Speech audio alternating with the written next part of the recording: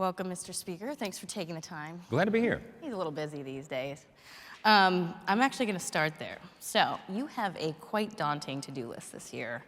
You've got to extend Trump-era tax cuts that the CBO says could cost about $5 trillion. You have conservatives who want you to pay for that. You have conservatives who are pushing you to find $2.5 trillion in savings to raise the debt ceiling. You got to pass a border bill, and you already have one member, Thomas Massie, who said yesterday that he will not support H.R. 2.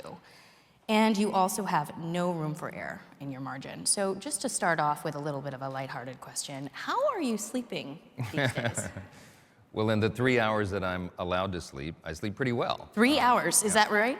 That's about right. That's about my average lately. There's been a lot going on. A lot of big ticket items that we have to accomplish, clearly. We have a very aggressive agenda. The first 100 days for us is going to be very busy.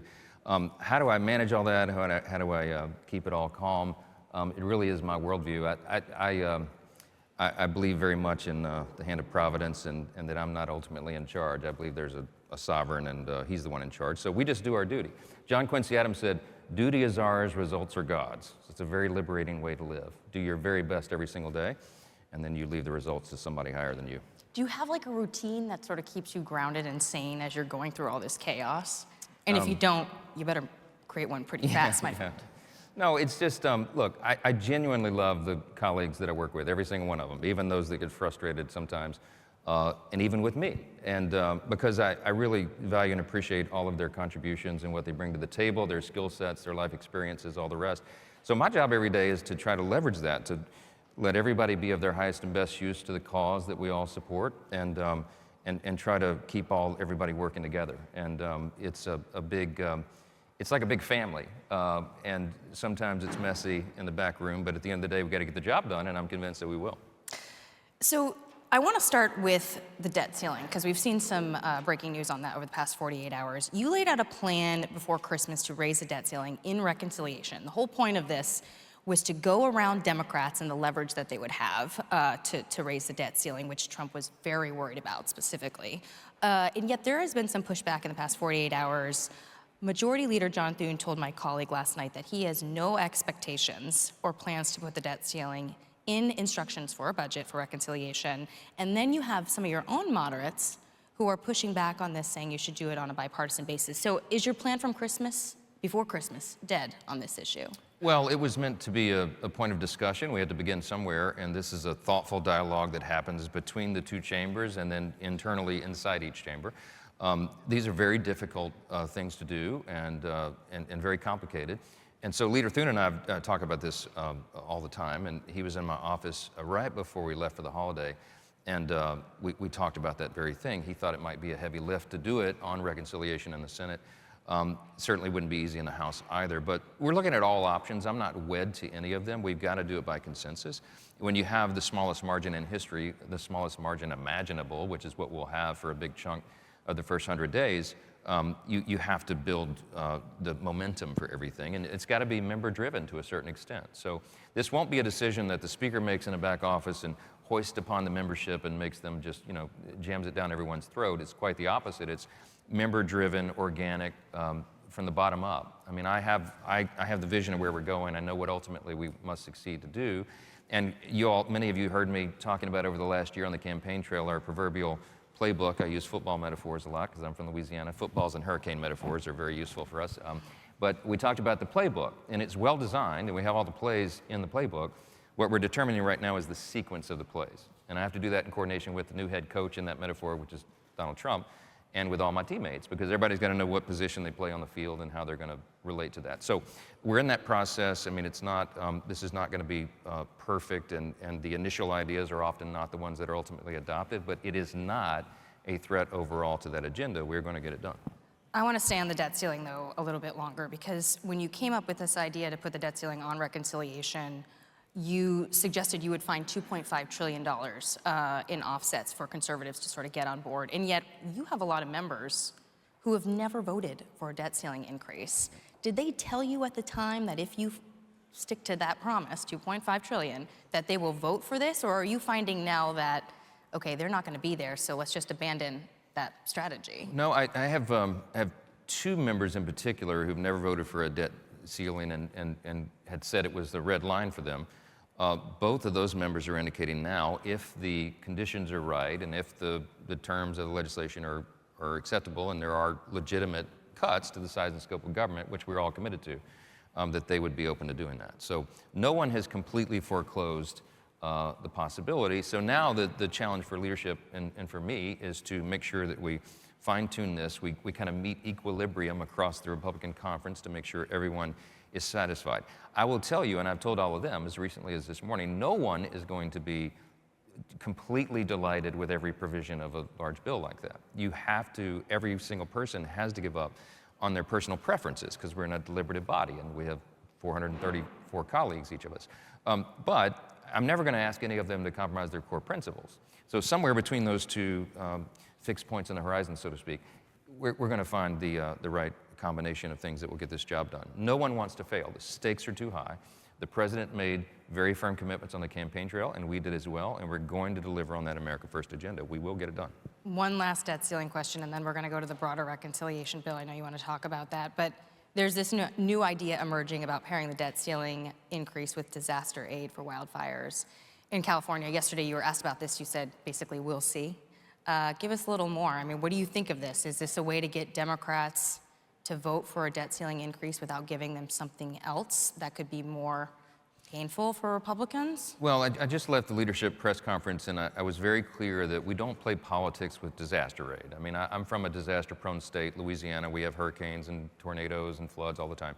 So we're very sympathetic to the people who are really suffering, and it is a huge disaster in LA and Southern California.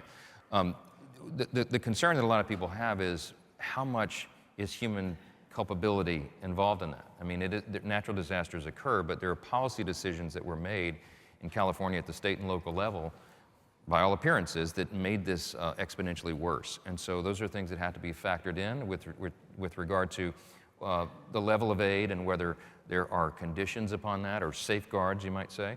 We have to be good stewards of the public fisc. So it's a brand new situation. It is a brand new idea to combine that in some way with the funding decisions we have to make. We're far away from a decision on it, but it is something that's being discussed, not for political purposes, but so that we can properly balance the interests of the American people and our financial condition right now. So. Yeah, and it's interesting you bring this up because there are some Republicans who are pushing back already. People like Tom Tillis, North Carolina, obviously had the hurricane disaster there. Rick Scott of Florida, who has seen a lot of this disaster aid help his state there too. Let's move on to the bigger reconciliation package. President Trump has said he wants one big, beautiful bill. Sounds like he reiterated that to you this morning in a phone call. Is that right? That's his stated his preference. Okay. And the reason for that is because he wants to ensure that we just get the job done. He says that all the time. President Trump, as you know, is a visionary, a big picture guy. He's not so much caught up in the details of the procedural stuff that we all wrestle with. He just wants to make sure we check those boxes, and I do as well. He has seen the one big package as the highest probability of success, and I have as well, and that's why we've been sort of settled on that. And yet, despite him endorsing this sort of bill with tax, border, energy, all the things, Senator Lindsey Graham, budget chair, says he indicated last week that he was going to forge ahead as planned, writing instructions for a budget that is more narrow, specifically, border and defense focused. And as you know, you can't have reconciliation at all if the Senate and the House are passing different budgets. So what are you going to do about this? I mean, you and Thune have talked. You're still on different pages. We'll get on the same page. I mean, Lindsey Graham is a good friend, as is Ted Cruz, who's been a big advocate of the two-bill strategy in the Senate. They have very different factors to consider than we do in the House. As I remind them, I have more than 150 more personalities to deal with. We have much more diverse caucus in the House than they do in the Senate. For example, on the SALT issue, which you all know for people, my colleagues from New Jersey and New York and California, it's one of their biggest priorities. It's not even a thought really in the Senate because Republican senators come from red states and SALT is just not a thing for them. So I have a much more complex decision matrix than the Senate has. And sometimes I feel like that may be underappreciated by some of our colleagues in the other chamber, but at the end of the day, we intend for the House to be the leader on this because that's the way it's designed to work. And we're working on a feverish, very aggressive calendar. to get that job done, send it to the Senate, and have us working together. So all the palace intrigue about the supposed division between the chambers and the personalities, it's not. People are having very thoughtful discussions about what is the best path forward. And Lindsay and Ted and my other colleagues and friends who have favored a two-bill solution they say that in good faith. The idea is that you put points on the board, back to my football metaphor, put points on the board early in the first quarter so that you have momentum as you go through the game. But there's a risk to doing that. If it diminishes the probability of success in the end, and if there's a prospect that you might lose the actual game, and this is the national championship, then if you forego putting points on the board early, if that's the game strategy, it makes sense. So we're working through all that. We'll get it done. Well, that's why I asked, because it's not just a palace intrigue story. It really does impact the agenda. And I mean, you have laid out a timeline this morning in conference wanting to have final passage of both budgets by the end of February. But it sounds like you guys are going to write your own budget. The Senate's going to write their own budget. I don't see, when I'm looking at your schedule here, a week for negotiation with the Senate to come up with a plan. Are you guys just going to do your own thing until the last second and then make a decision?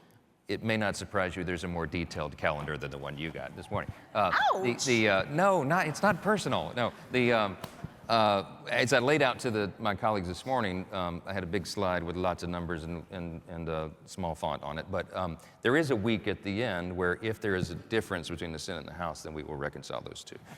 And I sent a long text message yesterday morning to Lindsey Graham and Ted Cruz, who are both good friends of mine, and said, look, these are the factors and the things that we're dealing with in the House. Let's have a thoughtful discussion about that. Did they respond? I haven't even checked. I've been so busy, Rachel, I don't even know. Oh, that's right. I heard in conference one time recently, you told your members you had more than 100 text messages on your phone from them that you hadn't responded to. This morning, because I have to apologize to my colleagues all the time, because people think that I'm ignoring them. And this morning, on my phone right now, 2 hours ago, is 387 text messages I'm behind. And that's my new phone number. So it's a bit of a problem. And I have just a great staff, and they're trying to help me manage all the incoming, but it's an ongoing problem. So if I don't respond to your text soon, it's not because I don't like you. I'm sorry. This actually I wasn't going to bring this up in this interview, but I've heard from other senior Republicans that you, in particular, have a hard time with delegating, that you like to be having conversations with members yourself. You're not going to rely on another member to talk to another member to talk to another member about how to vote or how to get them to support things. Do you really think that you're going to be able to do this, given all the things you have to do, all the members you have to talk to? Well, or is that necessary for keeping close to these members when you have no margin of error? Yeah, some of this is by necessity. I mean, I would like to delegate a lot more, but the way the modern speakership has evolved, and especially in a time when you have the smallest margins in history, sometimes I've learned the hard way that if you delegate too much, it creates even more problems and more that you have to go unwind and do. So I'm trying to be as directly involved as I can, as much as I'm able to. That's why I only get 3 hours of sleep a night, because that's really important. The relationship part of this is very important. In the old days, I mean, Newt Gingrich has done a couple of op-eds the last several months and said, poor Speaker Johnson has the most challenging speakership since the Civil War. And it's because of the margin, it's because of social media, because of all the new factors that we deal with right now that previous generations didn't. But the speaker right now has to have a direct relationship of trust with every single member, because I do not have the luxury of telling 20 people to go pound sand. I mean, it's not how this works. I got to have every single person. So sometimes it's important for them to have a direct conversation with the speaker. That said, we have delegated a huge amount of this. We have listening sessions. The whip, Tom Emmer's doing an extraordinary job hosting a lot of the listening sessions with a broad cross-section of members. Leader Scalise is holding listening sessions in his conference room. I'm doing it myself. We're all combining all that together, and at the end of the day, it'll come together seamlessly. Just watch and wait. You want to come back in 100 days? We're having another event. We're going to give you a grade. I'm going to be busy, Rachel. We're going to give you a grade on how you've done on the first 100 days. I want to go back to Thune, because, last time I interviewed you, we talked a lot about your relationship with President Trump. I don't know a lot about your relationship with Thune. I mean, is this like very quickly, you're doing a lot of speed dating with him as you're trying to pass an agenda. Tell us a little bit about your relationship, because you guys have been on a collision course on a couple of things so far. No, it's not a collision. I have a very high opinion of Leader Thune. I think he's a great man, great individual. He's principled. He has a lot of experience. He's been on the Hill for, over 28 years, I think. And he came from the House, so he knows the reality that I've got to deal with. He had a very different environment back then than I do now, but he appreciates that, and I'm grateful that he does. We were acquaintances prior to both of us being elevated, him being elevated to this position, and I've had a delightful time getting to know him much better over the last several weeks. He and our wives together have had dinner, and so we've had a little, private time as well. He's an honest broker, and he has great reverence for the institution, and he's operating in good faith all the time. And I think that what we appreciate about one another, he knows that what I tell him is going to be the truth and vice versa, and that's a really critical thing. It has always been surprising to me that the two chambers did not coordinate better. I mean, it's an elemental, fundamental thing to me that Republicans in the Senate and the House should be coordinating because, especially in a moment of unified government, that's really important. So I think he understands that as well, and we've been in constant contact and communication, and it's gone very well. I do have to ask about your relationship with Donald Trump, too, since we're talking about those. You have proved pretty deft in navigating landmines that I would say might blow up some other relationships with Donald Trump. You passed Ukraine aid when MAGA was sort of against it.